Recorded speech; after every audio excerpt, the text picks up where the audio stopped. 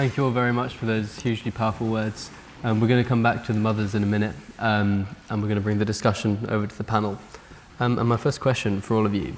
A lot of people have been suddenly awakened to racism in America because they go on Facebook and they see pictures and they see videos of police brutality. But really the problem is much more deeply rooted. So I'm wondering, how does it manifest in the media, in schools, in houses? Well, I just want to acknowledge the stature of this opportunity and thank you for having us. My name is Brittany Packnett. I'm a co-founder of Campaign Zero, a Ferguson protester, a member of the President's Policing Task Force, a teacher, a sister, a daughter, but most importantly, someone who believes in the power of truth. And so I recognize this as a moment to continue to tell it. Deeply indebted to all of the mothers that are both here and that are represented by all of you who could not be here, who have been telling the truth for so long. And I want to be very clear that as protesters, as activists, as folks in the movement, we are here because mothers should not have to move alone, right? We are here because at the end of the day, when I went home, even if I had to wash tear gas out of my eyes, even if I had to get pepper spray off of my clothes, I still wasn't going home to a dead child. And the very, very, very least I could do was put my body on the line and make sure that you all didn't have to fight alone. And so that's why all of us are here, and I know that there are lots of tears and sniffles in the crowd, and I want to ask you now, as I will ask you later, what will your tears become? Because if all they become is a tear-soaked pillowcase, then all of this was for naught. Then Oxford wasted its money, then you all wasted your time, then you all wasted your time. If this does not activate people, if your tears do not flow into your work, then this won't have been for any purpose. But to your question about how it manifests, and I appreciate you talking about how many people are suddenly awake. We have to be very clear and tell the truth that walking around in this skin meant that I was always awake. It meant that I was never allowed to be asleep, and even if I wanted to be asleep, life would wake me up anyway, right? And so here we are in this moment where more and more people are awakening to what's happening, and it is important that people understand the depths to which racism exists, not just in America, but around the entire world, including here. And so as we talk about how racism manifests, it's important to, and I often describe it this way, that police violence, that vigilante violence that the mothers just described is the branch of a larger tree rooted in systemic oppression and racism. And so there are other branches on that tree. It is the fact that in America, your zip code absolutely determines the quality of your education. It manifests in a prison population that is overrun by Black and Latino men and women in the US, and given that I was watching the BBC all week, that Black and Asian men are 35 times more likely to be jailed in London, right?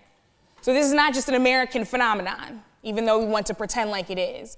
It manifests in inequitable housing, it manifests in inequitable employment, it manifests in media bias. As we heard, your children were put on trial even though they were the victims, right? It manifests in a number of ways, but I think one of the most important manifestations that people often ignore is that oppression limits your imagination.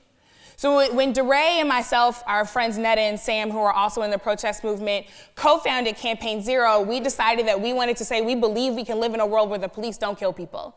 And the number of people who looked at us and said, no, but the police will always kill someone was astronomical. Because we have been led to believe that the way it is the way it always will have to be. And that at most we can lessen oppression, but we can never actually eradicate it. When you are oppressed, your imagination is limited such that you don't think that these kinds of things are possible, such that radical change and radical dreams and all of these kinds of conversations that we're having actually are not achievable because we've been living in this muck and this dirt and breathing in this smog of racism for so long.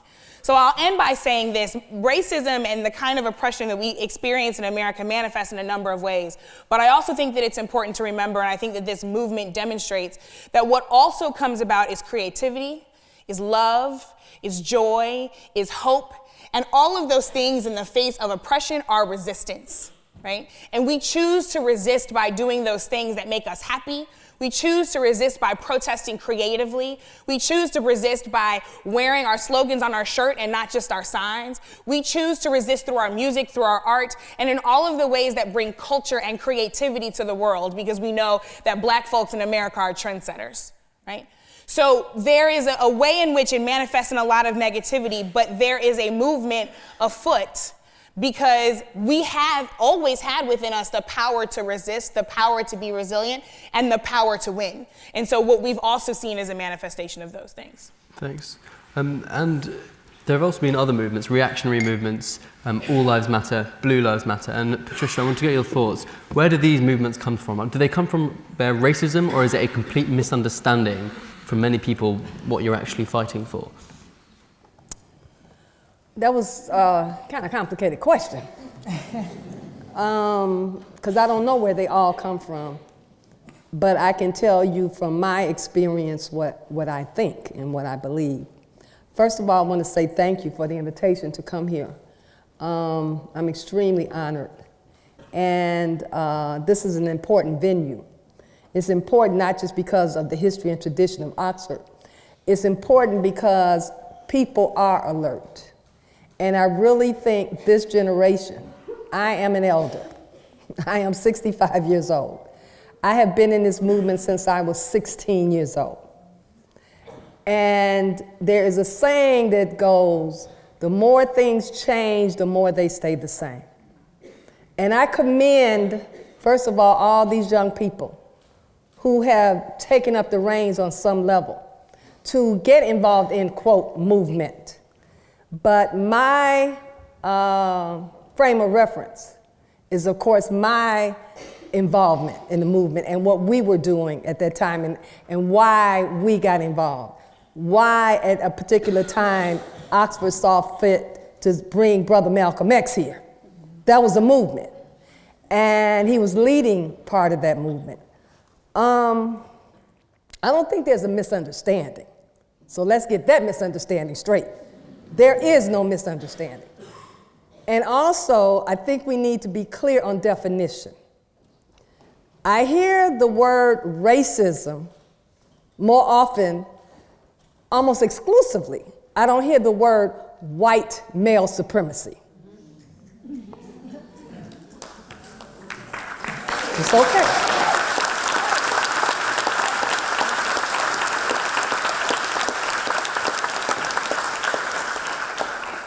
There is a quote that says, one cannot successfully negotiate one's environment until one has successfully decoded it. If we do not clearly, appropriately, and accurately define the culprit, you're going to always be going after the wrong culprit. And unfortunately, I sense, and I'm sort of controversial in this in a generational type thing, in that some of us are trying to soften the blow. I believe in putting the blame where the blame should be. But in order for us to do that, we have to understand history. We have to understand where things come from. White male supremacy is the culprit because you do not see black officers killing white boys.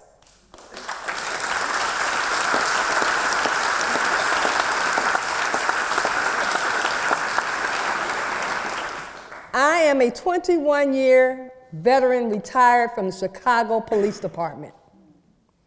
And I experienced white supremacy the entire 21 years. I was an activist prior to going into the police department because I saw my people were not getting service. And I intentionally went into the Chicago Police Department, which is one of the most subversive organizations in the world. How many of you heard of John Burge? Look him up, JON, BURGE. And I was told by many of my colleagues and my friends that you better watch your back. And I said, that's impossible. You have to watch my back. Because I'm going up into the bowels of the beast. And my history is not that of being a police officer. I came out of the Panther era. I came out of the Panther regime. But I helped to found an organization, or belonged to an organization in the police department, that dubbed black police officers as the Panthers of the police department. So my tenure was not that of the status quo. They attempted to fire me 3 times. But because the community, I made it clear, I declared it, that I was going into the police department, not just myself, but I'm telling you what I did, going into the police department to ensure that black people would not, at least those I came in contact with, would not be subjected to this white supremacy on the police department. Now, police departments in America and all over the Western world, and that's where policing come from. As a matter of fact, right here in London, Sir Robert Peel is given credit for modern policing. They have a tradition as well. And it is important, activists, young people, that you know what that tradition is. Because the first organized policing system in America were the slave patrols. Understanding that, you can kind of understand the relationship that exists today. It is a natural relationship. It's not anything foreign about that. It's not anything foreign about that. And in the United States, there are laws that justify the police doing what they do. There was the fugitive slave law that made sure that those intelligent free laborers who were kidnapped from the continent, who decided to leave those plantations, did not leave, and they were brought back. That was your first policing system. The first. So there is no such thing as officer friendly in the black community. Never has been. That's a myth. And I don't want people to keep repeating that, especially black people. The other thing is that we need to understand, and I'm glad it's coming out now, and there's this documentary now called 13th. The 13th Amendment in the United States Constitution justifies at what time slavery can be reinstituted, or when a person can be returned to slave status. And it says, when you are convicted of a crime, I'm paraphrasing. So if you make a group of people's behavior criminal, black people, just being black, JBB, that's what we call it. JBB. You can't wear dreadlocks now. You can't wear your clothes a certain way. You can't do certain things.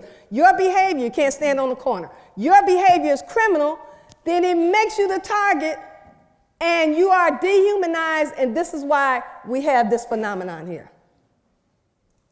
They are justified by the sheer existence of how police departments were set up to kill our people. So when we go into this thing to resolve it, and I hope that's what we're trying to do, and I'm just taking a moment because of the fact that we don't have a lot of time and I don't want to take it all, but we must start at the beginning, and then we can work our way up. The other thing is we cannot be ahistorical. There's an African proverb that says, where there is no memory, lies are believed. And that's what we're being told, because we don't know. So we must, you activists, you young people, this generation, I'm on a college campus, I teach on a college campus. So we have to make sure it's my responsibility to make sure that you get the history. So I just wanted to take a few moments to kind of like debunk this thing of, is it a misunderstanding?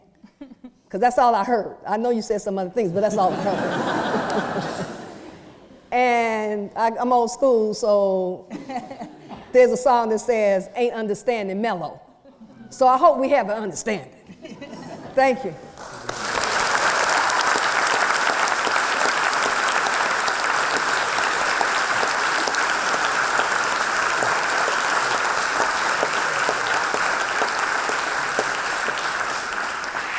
Deray, I'd like to pick up on the point of white male supremacy, and I don't want to talk about myself, but I want to talk about Donald Trump. Does his election and all the sort of overt racism surrounding it make a more easily defeatable target, or was it easier when it was veiled? So I, like everybody else, am honored to be here.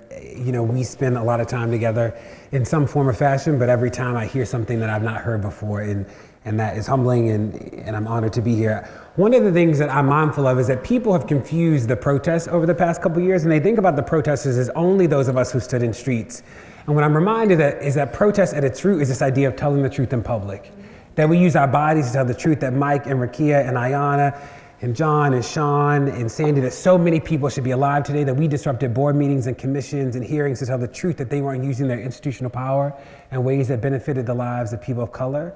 But at the root of this all has been about telling the truth in public, and that there are many ways that you can do that. If the protest is not the space for you, if you know the governor or know the president, you can just call him, skip the street. There are many ways to be in the work, and that's real. The other thing I'm mindful of is that we aren't born woke, something wakes us up.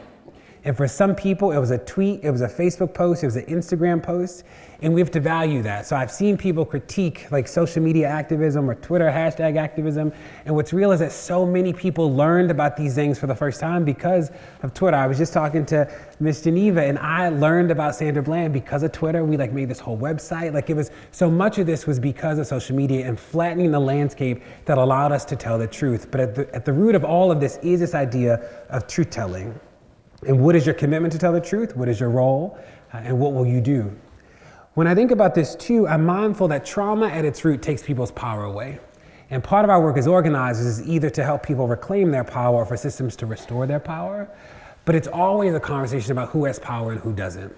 And as it was artfully said, so much of this goes back to a tree rooted in oppression. And like Brittany said, it is not just about breaking off a branch, it is about uprooting the whole tree. And it's also about being honest about where it came from, who planted the tree in the first place, right? We didn't do it. It is about white male supremacy. It is about a context much bigger than we are often talking about in public. And what is real is that we can't fix things we don't talk about, which is why as the protesters, like, we talk about it all the time. And people look back at us in Ferguson in the early days, and if you ever saw us marching, you know, I remind people that we didn't march because, like, in solidarity with the civil rights movement, we marched because we had to. It was illegal to stand still in August and September and October of 2014 in St. Louis. It was the 5-second rule. So if you stood still for more than 5 seconds, you were arrested. So we marched because we had to, in circles, like all day long. And I asked people, how long were we in the street? And people are like, oh, you were there for a month, 2 months. We were in the street for over 380 days. You know, it was a long time that people stood in the street every single day. And the protest spread across the country, which was really beautiful because it showed that so many people were standing up where they were and using their voice in ways that they did not know that they had. Now, when we think about Trump, you know, which is like the hot topic today, because Lord knows we did not want him to win, none of us did at least, is that what's interesting about Trump is that it was the battle between no ideas and ideas that people didn't love all the way, and no ideas won. And when you look at it, it's like we actually don't know what he believes, right? He believes in the wall, banning Muslims, and like sort of kind of taking away Obamacare. But besides that, he actually didn't release much. But we know that he ran a campaign that was rooted in racism, bigotry, and xenophobia. And it looks like he might govern in the same way that he campaigned, which will have dire consequences for so many people of color. And when I think about what we're doing in preparation, there are two strategies. One is the how do we maintain, right? How do we keep the progress that we've had and not lose it? And the second is about how do we actually continue to fight for progress in a context where we don't think we're going to get much. And in this moment, it is a question of can we organize? I think about 2 years ago, people thought that there was a problem in Ferguson. They did not think there was a problem across the country.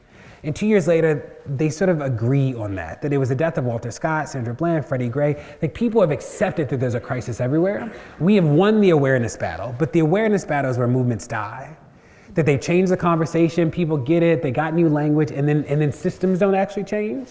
So in this moment, it is a question of can we organize? Then the last Pew poll, it said 104 million people, 104 million American adults believe in the movement. And the question for us is, can we organize them all? What would it look like to organize everybody? In the civil rights movement, it was about how do we create a class of leaders to lead everybody? In this moment, we are saying, how do we create a critical mass? What does it look like to build the capacity of everybody who's committed to this work so they can lead where they are? One of the things that I worry about in social justice spaces is that some people get more addicted to fighting than winning. And in this moment, this is about the win, that we fight because we know a better world is possible, not because we want to fight forever. And when I talk about telling the truth in public, it is so real that people of color, we often face these issues of erasure, and erasure often manifests in two ways. One is that either the story is never told or is told by everybody but us. And in this moment, we became the unerased. And part of the truth-telling work is also telling the truth about the numbers, as Brittany said with her BBC watching this week. But also when we think about the states, the police kill about 3 people a day in America. And if you get killed by the police in America, and it's not written about in the newspaper, you are not in the data set. There is no national data set around police violence that is collected by the government. So there are towns in America that just don't have police. So if you get killed by a policeman, you literally don't show up if the newspaper doesn't write about you. And there's some towns in Texas where it looks like white people are being disproportionately killed more than people of color. And what we think is happening is that people are just being miscoded as white. We think the Latinos are being miscoded as white because the only thing that people have to go off is people's names, which is wild. So we think that we're actually underreporting the instances of killing in America. And also the homicide rate in cities includes the number of people killed by police. So in Albuquerque, 1 in 3 people killed in the city of Albuquerque is actually killed by a police officer. But you don't know that. So you look at the homicide rate and it looks like it's increasing. And people are like, well, add more cops. You're like, no, cops are the problem. They're part of the problem. Don't add more.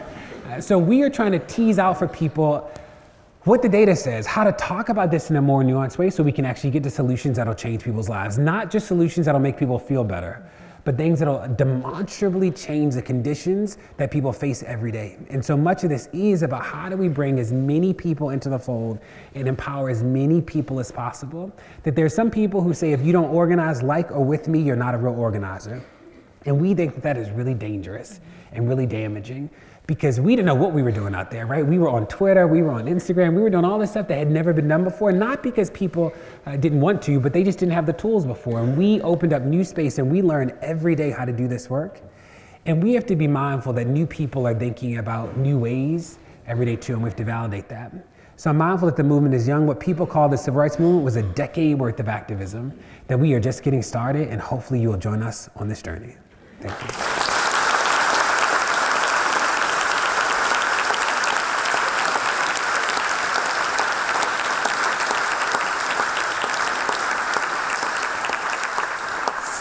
I asked for permission to add something very quickly. We have to be very clear. Donald Trump is the symptom. He is not the virus, right? That he is another manifestation of what this tree is rooted in, but he is a branch, right? That his administration, the people he's appointing are a branch. And at the end of the day, because there is work for all of us to do, we have to be thoughtful about who we are and who we bring into this space and therefore how we do it. Because the amount of privilege that you have when you come into the space of organizing should help dictate how you actually go and operate, right? If you have all of the privilege and then you go and center yourself in the conversation, that's the wrong move. If you recognize something as a sickness, as an illness, then you have to actually treat it correctly, right? So if the symptom is Donald Trump, but the virus is actually white supremacy, racism, and systemic oppression, then we have to treat that. If we're going to treat that, then we have to look at who its direct beneficiaries are and who built it. So I wrote an article last week that lots of people liked and lots of people didn't like, because the day after the election, I woke up and I texted all of my white friends and I said, "What is your plan?" And I said, "What is your plan?" Not because I didn't have a plan of my own, but because I have my work and it's time for you to do your work. I'm tired of it always being on the backs of people of color for us to spring to action when it's us dying, right? When it's us suffering, when it's us going through all of this stuff, right? Is there organizing work for us to do? Absolutely. Is there work to heal ourselves? Absolutely. Is there work that we have to do to handle this thing called internalized depression? Absolutely. But if you are a direct beneficiary of white supremacy, male supremacy, straight privilege, cis privilege, et cetera, as the direct beneficiary, you have the most power to dismantle that thing. There are conversations that white folks can have with other white folks, and I can say the exact same thing, and people will not listen to me, right? When you sit down at that Thanksgiving table, you have the power to tell Uncle Johnny that's racist, and you don't get to say that at this table. I'm not at your table. You are. So the question is, how will you go and do your work and actually ensure that we are attacking the virus and not just the symptom?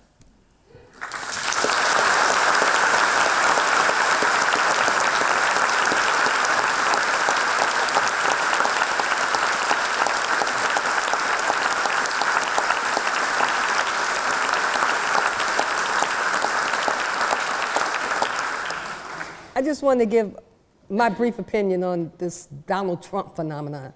I find it truly amazing that he is being given so much power. I remember when Reagan was elected. Some of y'all don't because you weren't born. But people started to panic at first, and Gil Scott-Heron put in his songs acting like a governor, now he's acting like a president. Well, same thing. Donald Trump is a businessman acting like a president. And I think we need to understand who he is. And just because he's elected to an office, some people did elect him, I guess. He did tell us it was rigged. He didn't say it was going to be rigged in his favor. You thought he meant if he lost, it was going to be rigged. He told you it was rigged. So he knew. And there were others who knew. But we heard what we wanted to hear. And so what I really wanted to say is, if the United States of America, and it is a republic, but if the United States of America theoretically is a democracy, Donald Trump doesn't have any more power than the people give him. So I'm waiting for the people not to give him that power. It's as if to say we've accepted that he's God, but we don't like who God is. But Donald Trump is not God. Donald Trump is a man who has a lot of business interests all over the world. And remember what that means. And in closing, one of our former presidents told us what the government or what the country is run by, an oligarchy. It is not what it used to be. So Donald Trump is the right person for today, if you admit what the United States is today. So I think we need to, again, kind of like, clean them out, open it up, and deal with it. Because he doesn't have that power. We're giving it to him. That's all I'm saying.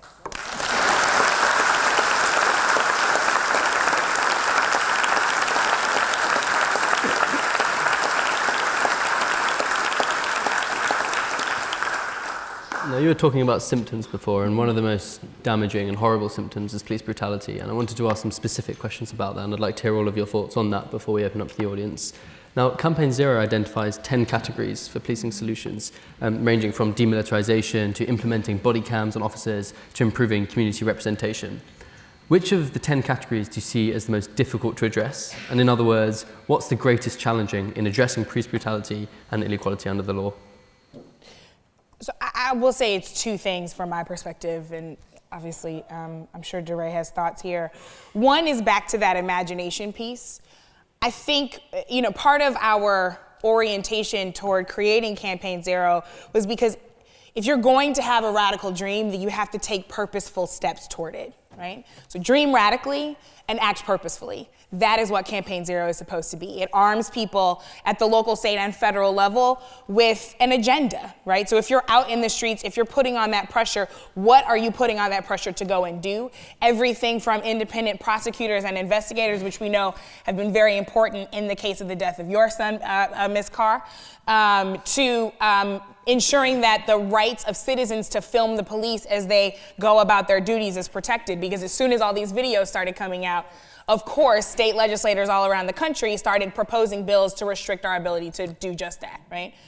But this imagination thing is important because if you don't buy into the dream, then your actions are always going to be, you're always going to half step, right? And so I think that part of the challenge is people actually believing that we can live in a world where the police do not kill people, where nobody else joins this club, because I think in the back of people's heads, they really feel like it's not possible. The other thing is around our 10th bucket. So we often talk about police union contracts, and for people, that is sometimes the most surprising of the 10. And it is and we talk about it because and I see you nodding your head, because so often it is the underbelly, right? So an officer kills someone, they usually go on leave with pay, right? And that is something that is protected in the police union contract, right? Then how that investigation proceeds is also something that is dictated in the police union contract and or in a police bill of rights that gets passed by the state legislature.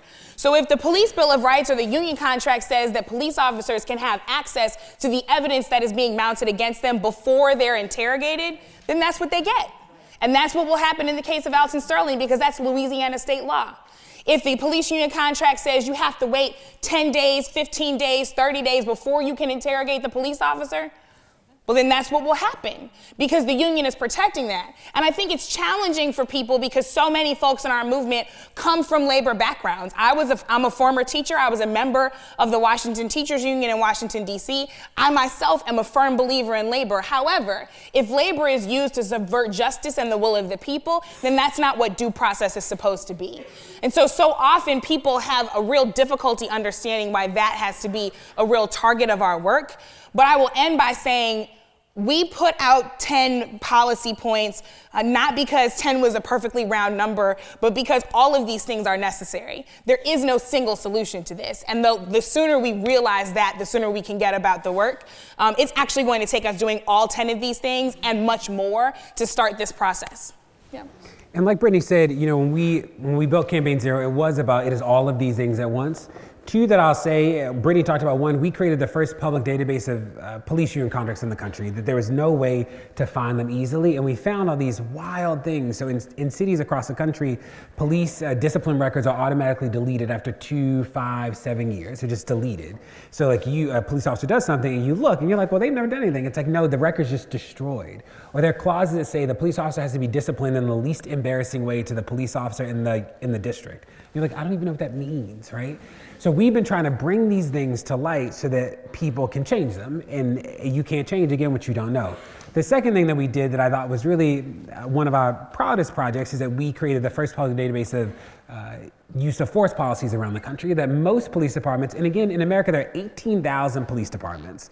So one of the things that's complicated is that it's not clear that there's federal legislation at the national level that can change the way police departments work. We can work with funding at the federal level, but so much of this stuff is going to be like at the local level, but there are 18,000 different police departments. So we used the 100 largest cities and we got the use of force policies from them. And in so many cities, it doesn't actually require that the officers de-escalate. So if they use deadly force immediately, it's like well within their power. In Baltimore, where I'm from, it just became against policy to hogtie and chokehold people. That's wild. Like who's getting hogtied in 2016? Like that is stuff that's like permissible in so many of these contracts. So we've been trying to bring this stuff to light. And with body cameras, the movement is split about body cameras. Some people feel like, rightly so, that if you believe in community policing, if you believe that the police should be in community to keep people safe, and then you give every police officer a camera, then you've essentially created a new surveillance state. And there are people who rightly are they question the body camera angle. And what we say is that there's been almost no police officer that's been held accountable in any way or even the threat of accountability without video. So we veer towards video than no video, whether the video is a cell phone camera, a dashboard camera, or body cameras.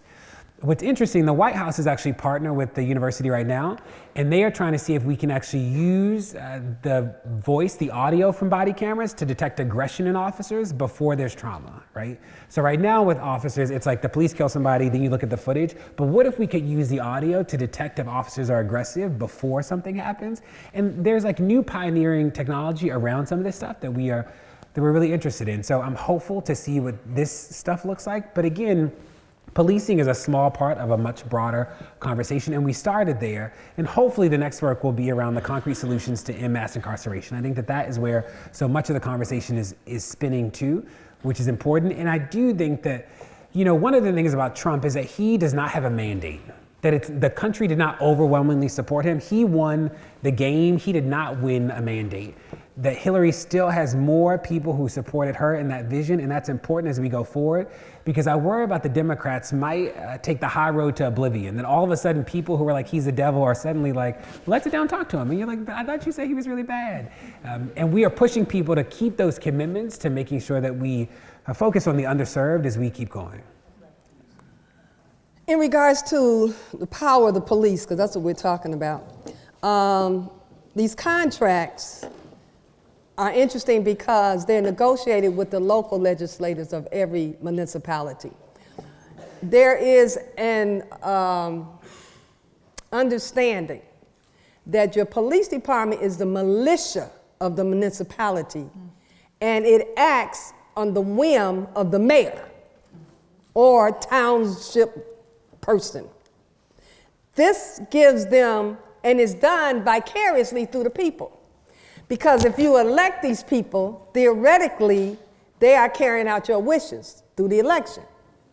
So there's things called recalling public elected officials, participating in elections by voting and voting people out, all these kind of things. A lot of it, again, goes back to participatory democracy, if we're going to do it.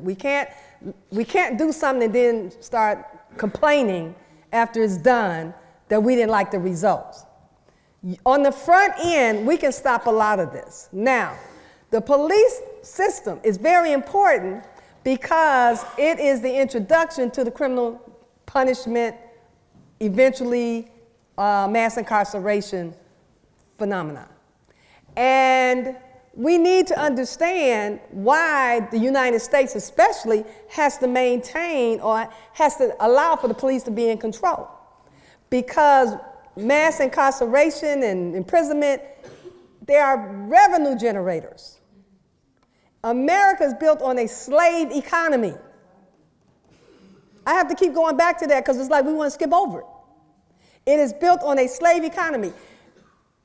The legislators, the think tankers, they're not trying to create another economy system in America. They're trying to improve upon the one that they know has been tried and proven, the slave economy. So you have to identify folk to become those individuals who will be targeted to feed into the prison industrial complex. President Eisenhower pretty much told us that a long time ago. Again, we weren't paying attention. I have to say these things because one of the things I learned is that, again, using a West African term, Sankofa. In order to move forward, you have to go back and fetch it. There is nothing new under the sun. And we keep wanting to reinvent the wheel. You don't like what the police do? Become the police. That's what I did. Your mama, your daddy, your sister, your uncle. We have so many people whose family members are the police, and we give them a pass.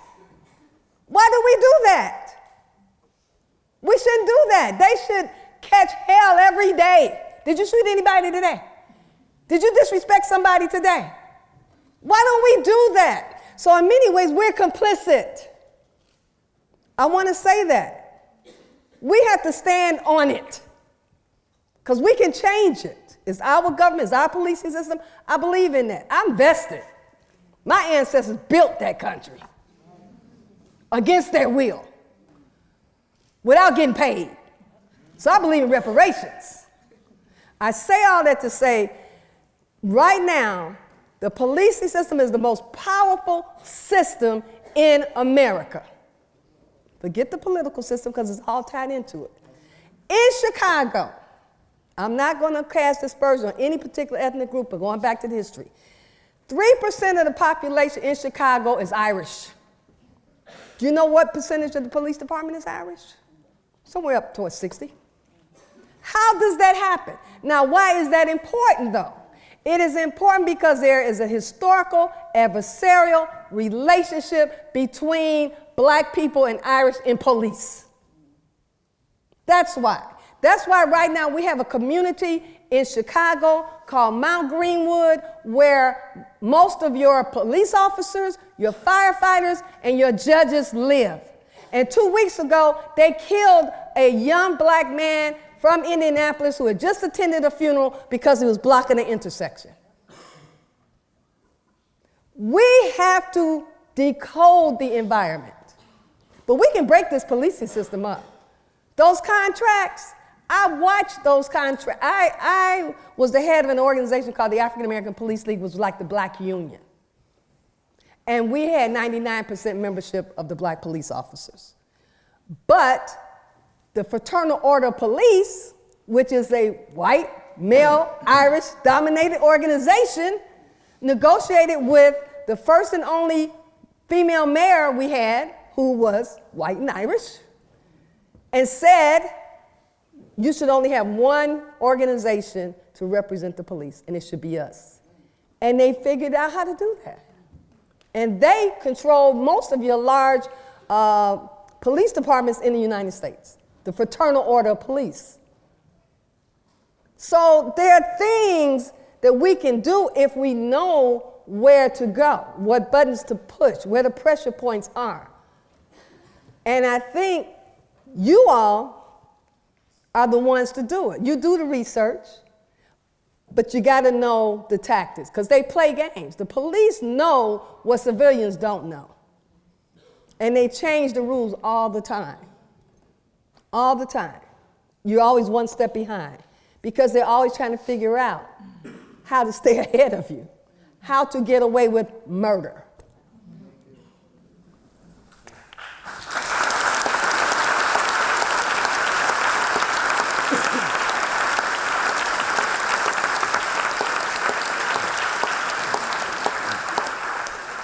So I'd like to spend the last 20-25 minutes taking some questions from the audience. If you could say which panel you want your question to go to.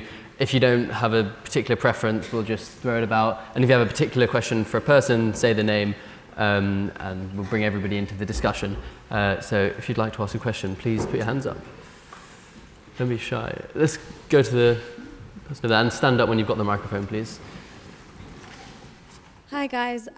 So all of you at first mentioned how honoured you feel to be here, but I feel like on behalf of the entire university, I want to say how honoured we are to have you here, and I want to thank you for coming all the way here. You're so far from home, but you are so welcomed here. And racism does not stop here, unfortunately. Even in an institution like Oxford, a top academic institution here, and sometimes it can be really hard, and you can be told to play the game and to just kind of repress the things that you want to talk about and the things that you want to raise. So how, on a personal level, do you deal with that when you're told to kind of play this game and just get on with it? How do you kind of stay motivated and, not feel the need to be tired and go back to sleep? I mean, how do you do that on a day-to-day basis? How do you get through it? Because it's not easy. To this side, does anybody want to come in there? Yeah. One of the things that I can absolutely say that I do is I stay motivated, which is hard. I've learned to encourage myself, because there were times when I was not strong, but I continued to tell myself that I was, and I became that. And so it's kind of complex to figure out, but I told myself that I'm strong, I'm strong, I'm strong. And as soon as I continued to tell myself that, I got up off the floor, where I was on the floor crying, weak. But it's what you tell yourself. You kind of program your mind to believe what you will become. And so that helps me a lot. The other thing that's very important to me is my son. And I tell people all the time, not even the death of my son will separate me from the love of my son. So it's through the love of my son that's in heaven and on earth that continues to motivate me and keeps me going. It's to know that I'm helping other mothers, that I'm encouraging other families, and that there are other children that can be saved. We all know that we can't save our children. We all know that. Don't think for 1 second we naive enough to think that, oh, Trayvon is coming back. No, but there are other Sean Bells and Eric Garners and Sandra Blands and Trayvon Martins that we definitely can help. And that's what motivates us. Thank you for your question.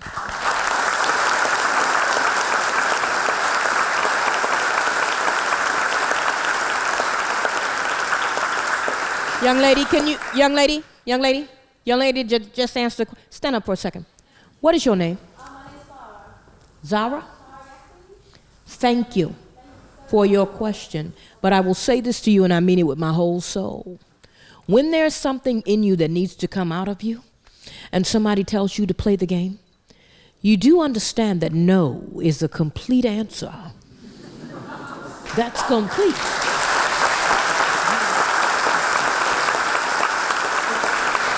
You understand that? Because if it's in you, and you stood up in this Oxford Union and you asked that question, that means there is something for you to do in this movement.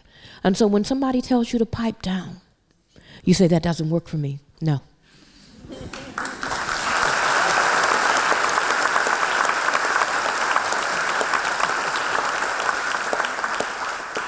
Thank you. There's a hand in the second row over there. Yeah. Oh, thank you. Hi, my name is Eddie, and I'm a master's student here at Oxford. My question is really around the importance of intersectionality, and I suppose this is for Brittany and for Deray as well. How do we ensure that in our conception of Blackness that we are attentive to Black queer lives, Black trans lives, Black disabled lives? How do we ensure that we move forward with the multi-issue politics in the movement?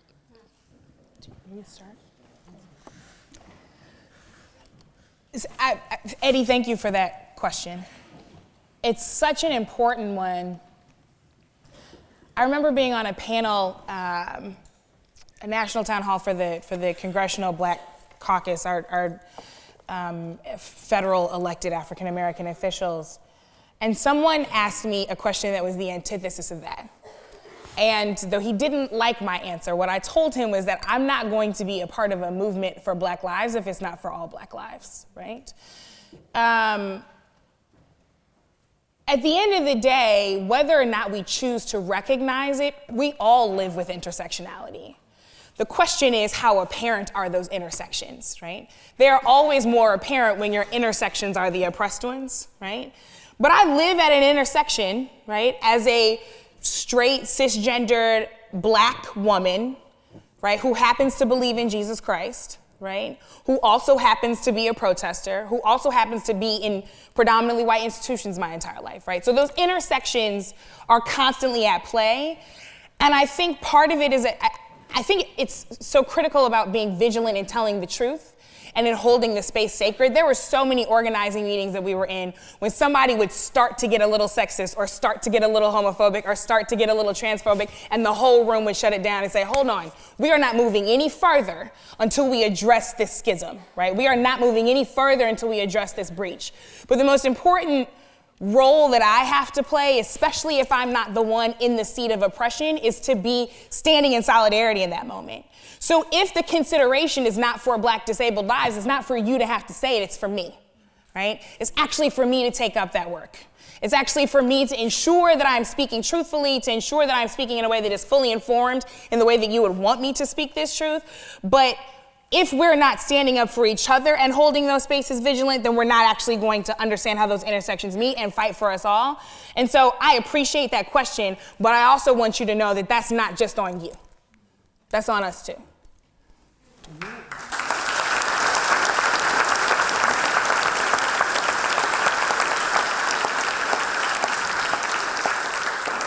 And one of the beautiful byproducts of the movement is this conversation about the complexity of Black identity, and that we are talking about this in public in ways that we had not before. You know, as a Black gay man, people ask me all the time, like, am I fighting for my Blackness or my queerness first? Like, what comes first?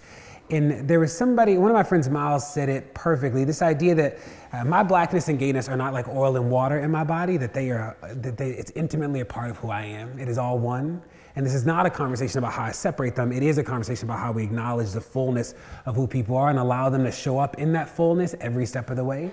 And like Brittany said, it is for the people who have privilege to use that privilege to disrupt it. That there are people who can tackle homophobia in ways that I can't. People listen to me differently. In the same way that there are white people who can talk about whiteness in ways that ring truer in so many ways. And that what we, I think, have done, again, not even necessarily intentionally in the beginning, is opened up these conversations to be as public as possible. And I've seen so many people who didn't know that they had space suddenly find space, right? Like, I think about it as this idea of coming out of the quiet. Just because you didn't know doesn't mean it wasn't true. And there's so many people who've come out of the quiet recently. There's so many people who over the year have found that other people like are whispering too, and they like found a community that is real.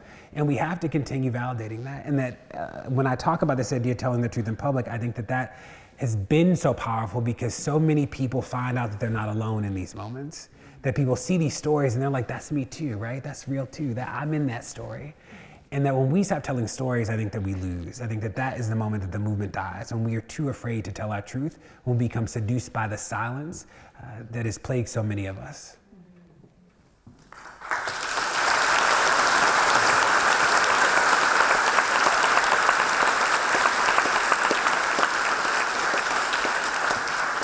Let's go to the gentleman here.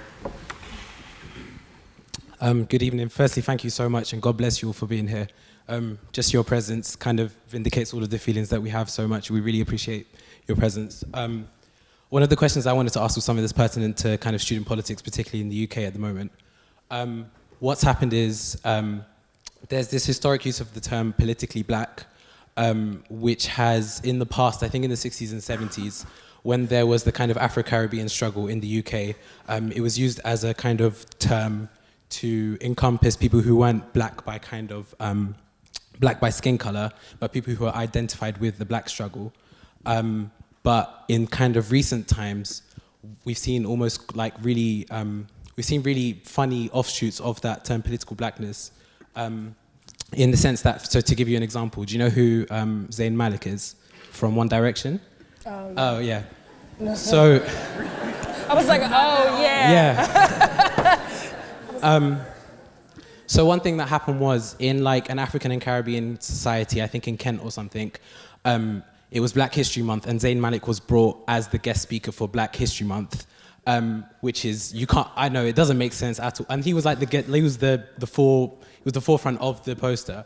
And one of the things that's brought back to political blackness is that it's created an atmosphere where it's almost silencing and erasing black narratives by allowing people who aren't racialized as black to speak for black people. So I just wanted to get your thoughts on where the limit lies between a movement that encourages universal mobilization and a movement that actually does so in a way that silences black people, and how we can navigate that going forward.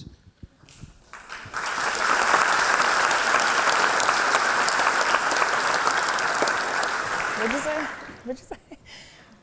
You know, I'm speaking as someone who's not incredibly well versed on what you're talking about. There was an American character that came to mind, Rachel Dolezal, when you were talking, but there's another conversation. Look, Google her. You know, what you were talking about by comparison put me in the mind of the term Blue Lives Matter that people have used in response to Black Lives Matter. And it's not a perfect parallel, right? But it is to say that it reminds me that every time someone says that, I always remind them that blue is a uniform you get to take off and black is not, right? And so there is something to be reckoned with about the privilege to be black today and not black tomorrow, right? To be politically black, but like not have to be black when the police are knocking at your door. That folks have to reckon with. And I think it is one thing to stand in solidarity, right? It is one thing to attempt to be an ally, an accomplice, a co-conspirator in liberation and equity work. It is another thing to say that in order to stand with you, I have to identify as you, that erases people, to your point. And I think, you know, I often say that the role of the privileged folks at this work is not to place yourself at the center, it's to place oppressed people there, right? So if I build this table because I have the tools and the means to do it, I need to actually build the table and then let somebody else sit at it. And if me doing this work requires that I have to be in everything at the center all the time, sitting at every table, able to identify however I want, then I actually need to recognize that the work that I have to do is not out there, it's in here.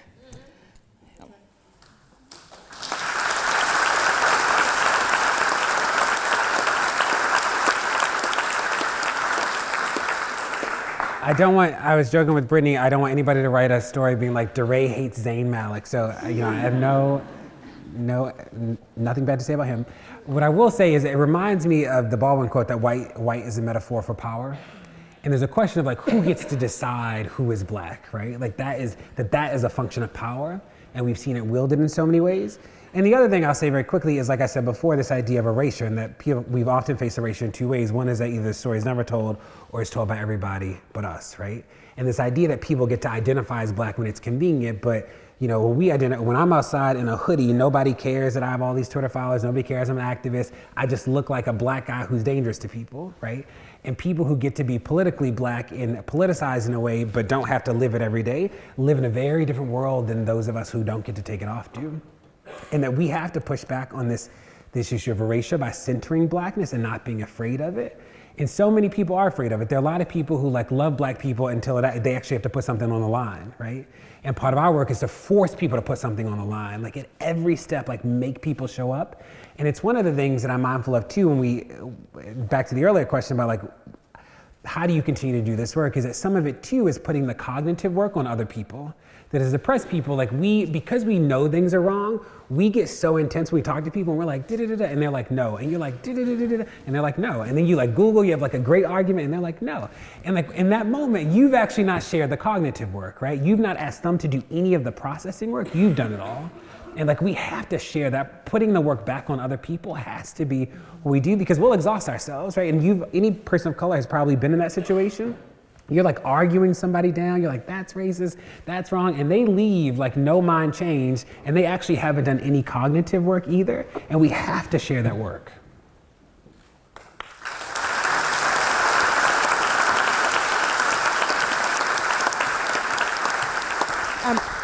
Young man, when the gentleman was invited here, and you said that it was a little bit of were you agitated that he was invited here for Black History Month? Okay, so the people that were agitated, I just want to know, did anyone ever ask what was used to determine who was coming? Did anybody ever ask that? Did anybody ever say, how did you come to invite this individual? You understand? And so my problem that I have with people that get riled up about what they see on the surface is they never ask the question that's underlying. Why was that person selected? You need to know that. Is the person not Black enough because of what they show us in their act or their song and their dance or whatever it is they do? Because we don't know what's in here until we are really with a person for some time. Being a light-skinned individual, I'm Black as they come. But do you understand, for years I dealt with being told that I was not Black enough because I chose to speak correct English. Do you understand? Because I chose to stay in the books as opposed to the club. I was told I wasn't Black enough, you see. And so we put these titles on ourselves. We imprison our brother and our sister because they may not look like, sound like, talk like what we deem to be Black enough. What is that? Somebody has to tell me, what does that mean? Because my white, very good friend, you know how folks always tell you, oh, I'm not a racist because I got 2 Black friends. When this happened in my family, she was right there. Regardless of all the stuff that was being said on the internet, the social media, the social mess is what I call it. She showed up when her family said, your friend is crazy. You need to not be seen with her. But she had been seen with me for years. Was she not Black enough? Because her skin was not my color. We have to ask ourselves, what is Black enough? What is that? I'm more concerned about what's in here. You understand? And that's where we have to get. But if every time we are going to uprise and protest because what we see is not what we think it should be, and you're not going to even ask a question, go sit down somewhere.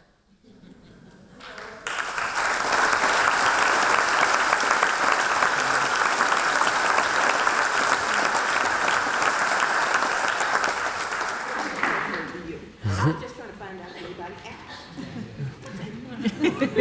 asked. We'll take a couple more questions. Could we go right to the back? Yeah, just by the window. Hi, I just wanted to reiterate everyone's thanks again for coming. It's been really powerful to hear you speak.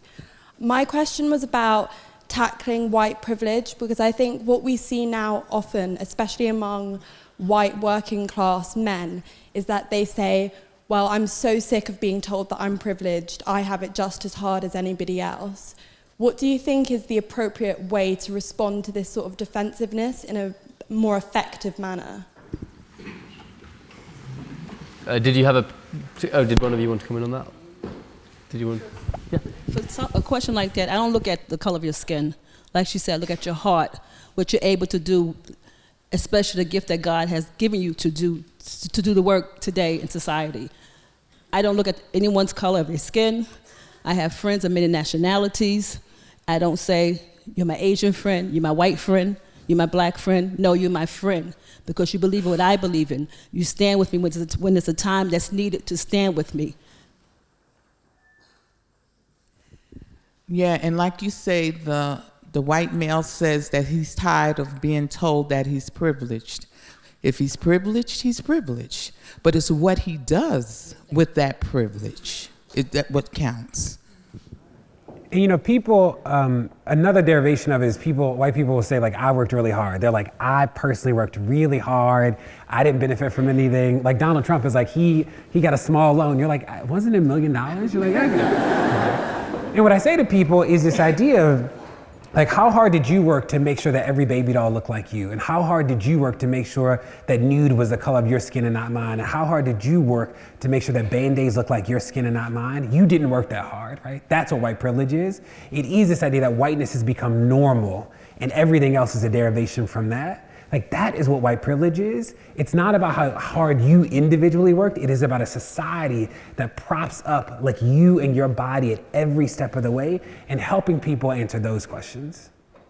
This though is also part of the point I was making earlier about whose work is that, right?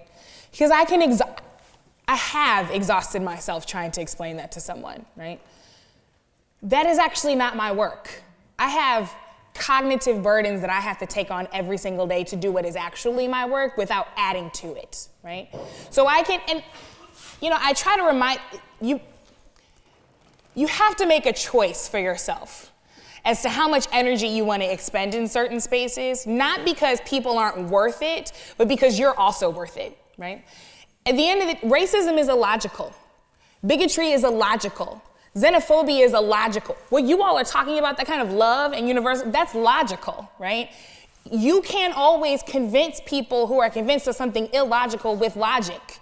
Sometimes they're just literally not going to hear you, right? And so if you have taken the time to try to do that, the question is, who may be more effective? Because there are exercises, there are privilege walks, there are reflections, there are lots of ways in which we've seen people come to grips with these kinds of things, but who facilitates that work makes a difference. And you know, when I said I texted some of my friends who are white on the day after the election, a lot of the ones that I texted have intentionally decided that their work is to help awaken other white people because that shouldn't be our job, right? And so, and that was the choice that they made. And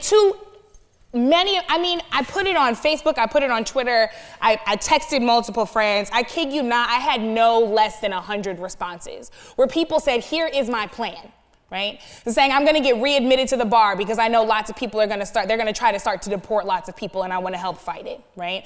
I'm going to go back and ensure that people understand what privilege is, what it isn't, and that if you're white, you have it, right? There were people who finally decided to say, not only am I going to say I'm going to be about this business, but I'm actually going to build a plan to do it. And holding people to that expectation works. Everybody won't do it, but far more people came up with a plan and were ready to be held accountable by people who are their friends and colleagues in this work and ready to be supported by the rest of us than not. And so the question is, who actually facilitates that work? Because it doesn't always have to be you. Real quickly, and I will promise be quick. The only expectation I have of people is that you just be honest. To say that you're tired of hearing that you are privileged or whatever, that's being disingenuous. So I really am not going to spend any time with you because you're lying. And so forget it. But we also have to accept perceptions and frames of references. If you lived your life a certain way your whole life, and it's been reinforced your whole life a certain way, that's your belief system. That's what you believe. You can be delusional, but that's what you believe. I respect what you believe. I don't agree with it, but I respect it. The only time I have a problem is when you impose that on me. You understand? Your so-called privilege. You impose that on me. If I'm allowed to live my life based on my perceptions, based on my frames of references, based on my abilities, and you don't interfere, we're cool. You ain't got a problem with me. So I think what I'm beginning to see more and more, and again, I'm learning so much as an older person how things have changed in terms of how people think, is that there seems to be this movement where everybody wants everybody to think like them. That ain't gonna happen. And we need to embrace our diversity without sounding like a cliche. As a matter of fact, I like it. I like the fact that you're not a clone to me. It's really okay, because that's how I learn. So I think we kind of like micromanaging, if that's the proper term, this whole thing of what white people, should take blame for and what black people should be doing. The bottom line is we have issues because of inferiority and superiority. That's what we have issues about. Let me live. Don't perceive yourself to be better because you're white or even black. Even though in America, black people cannot be racist. And I'm really kind of confused. I hear black people saying that, and I hear white people saying that black people are racist. Because racism is a power term, and we don't have any.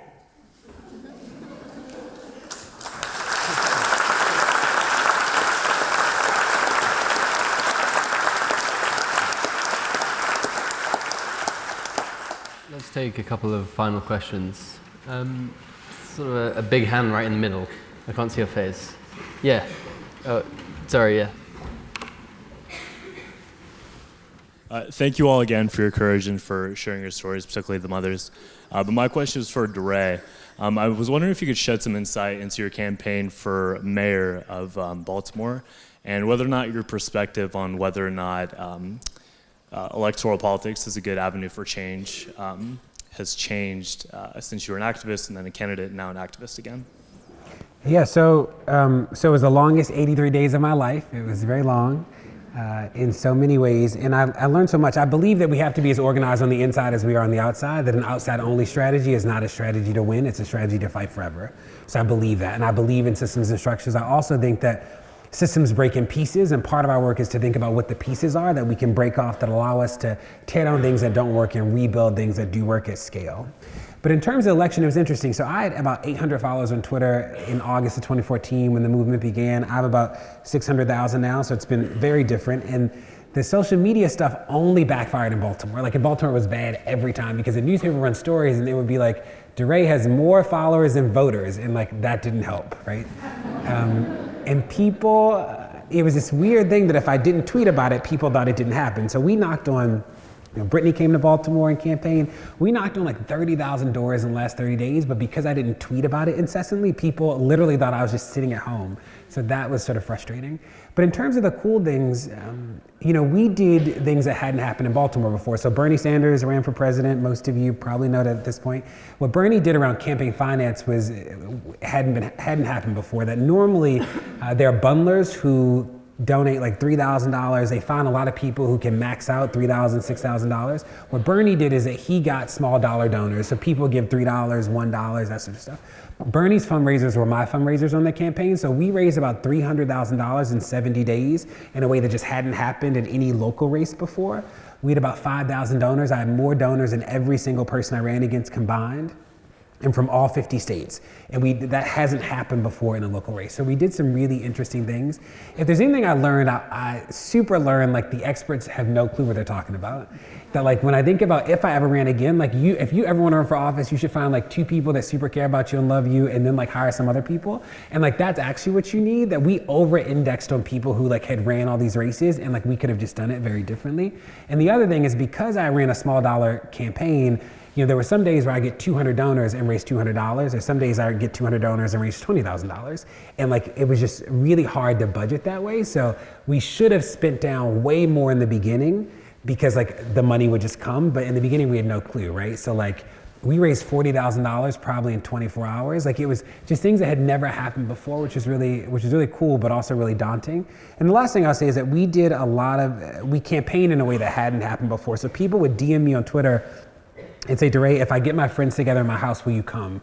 And we did like all these house parties where people are like sitting on the stairs, you know, like we like filled these living rooms and like talked about the power of politics in Baltimore and what it could be. And those are the memories I have of the campaign that I like love the most. People ask me if I ever run again, and I remind them like the election just ended. Like, I still have not sort of processed it all yet, but I'm hopeful that more people will get into the system. That when we think about what happened with this election, so many people didn't vote, and like, people have stopped thinking about voting as a way to build power. But I think about protest as one way to build power, voting as a way to build power, and then we have to use every single mechanism at our disposal to build power. And voting is one way to do it. So I'm hopeful that in the midterms that we will figure out a different way to vote with the Democratic Party. And I worry about the Democrats because when you think about the Republicans, it is like small government and then degrees of that. It's like the degrees of conservatism.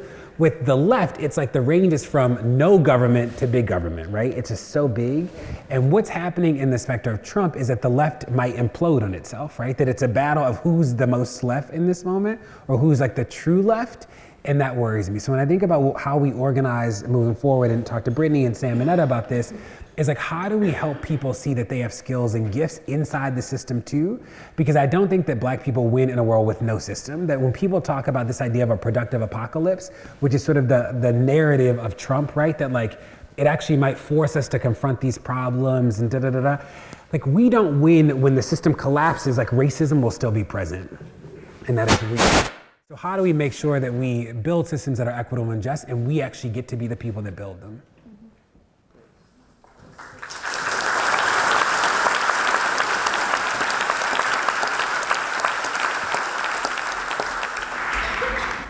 Let's take another question, and depending on how long the answer is, that might be the final one. You telling us to keep it short? We'll see how interesting the question is. Let's go to the woman in the second bench there. Thank you so very much. Thank you for activating me today. I remember before coming to Oxford being like, I'm gonna get my non-threatening black hair weave, be quiet, I don't want to fight in this space. How are we gonna navigate? We come here, like Eddie, studying public policy, the next generation of leaders, and you realize you can't run from fighting, you can't run from speaking up.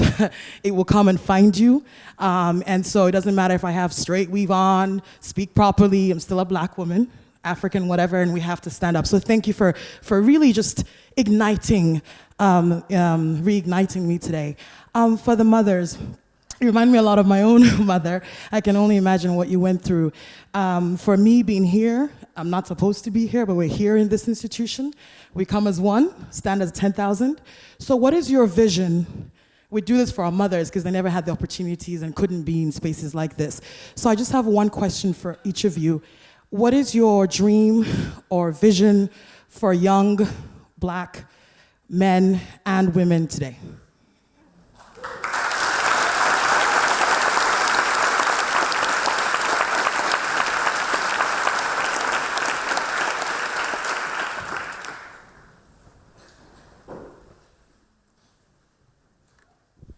My vision today, or any other day, is for you to stand up and be all that you can be. We need the young people nowadays. I'm 60 years old. I won't be here for long, but I pray that I do, that I can see the young people take a stand, do the work that they're doing. I'm so proud of you young people right now. My son was only 23, and he didn't get a chance to live his life to the fullest. But please, I ask you young people, you're in the school, get your education, don't be afraid to step out. If nobody want to come with you, keep on stepping for yourself. Because one day if they hear what you're saying and believe what you're saying, they will follow you. Sometimes you have a lot of followers, but we need a good leader. So be that good judge, be that good police officer. Like this woman that I met, she taught me so much that I even didn't know. Miss Pat Hill. History. I was so honored to meet her. Know your history is so very important, so you can go on and be the best at all that you can be.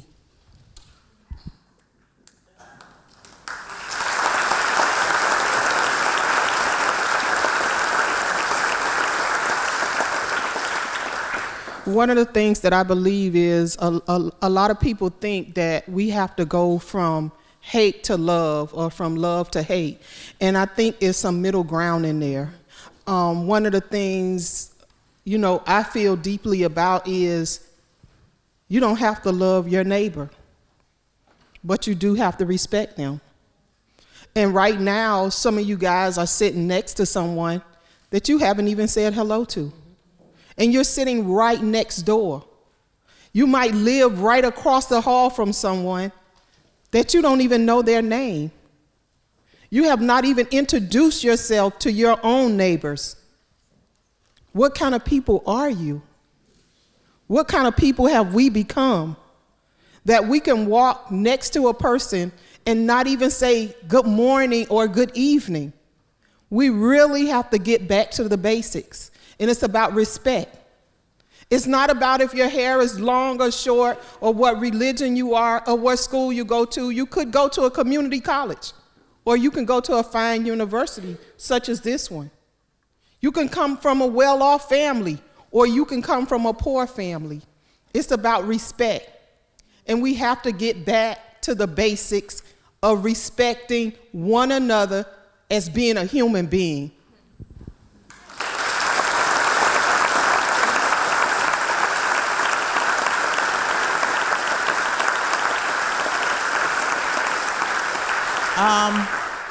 Yes, that question that you asked, what do we expect of the young women and men? We expect you to remember on whose backs you stand, who lift you up.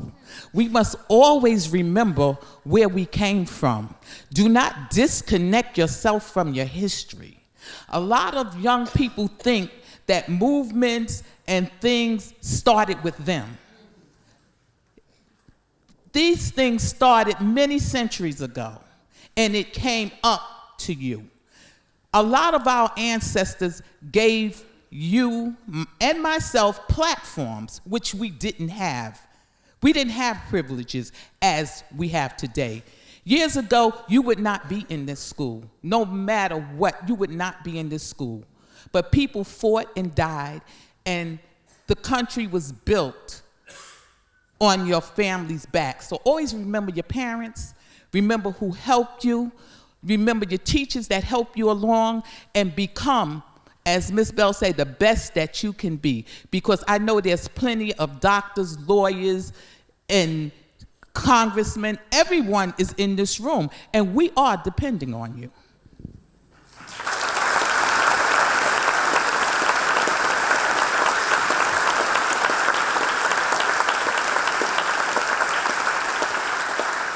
Young lady, thank you for that question. And what I always say, that I am really, really, really hoping that each young person in this room, and every person in this room, really figures out what it is you have been called to do and be about the business of doing it.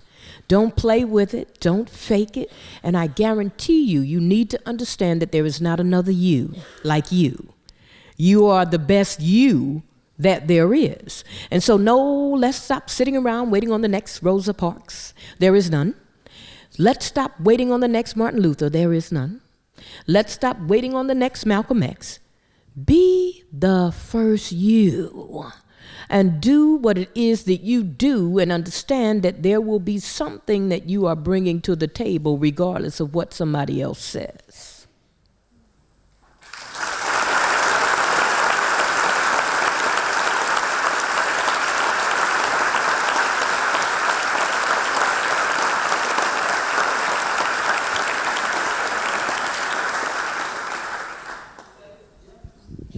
I just want to say it's an honor to be here, and I hope that we have said something that is thought-provoking.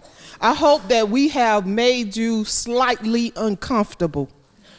Yes, seriously. Because if you're comfortable with what we're saying, then you're not getting anything out of the conversation. And we need you to take something away with you.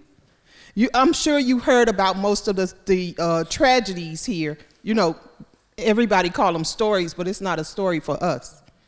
But just make sure that there is some type of action, that you are doing something to help your community, to help people in your area. Just try to make a difference, to make a life change. This has to change a life. It certainly has changed ours. We complain a little, the moms do, but that's any mother. That's any mother. We complain, we moaned, we said a few things, but at the end of the day, it's just an honor to sit here. It's an honor to speak to you. It's an honor to just have a platform to talk to you and discuss these issues. It's not that we're angry, and we should be. It's not that we hate anyone, because we don't. It's not that we are opposed to handguns, because we're not. It's about making a change. The final thank you is a thank you to every single one of you for being here, for flying here, for telling us things that were not difficult for you to tell us, not easy for you to tell us, not easy for us to listen to, but nonetheless were hugely, hugely important. And I certainly feel activated, and I'm sure everybody else here does too. So if everyone once again could get on your feet and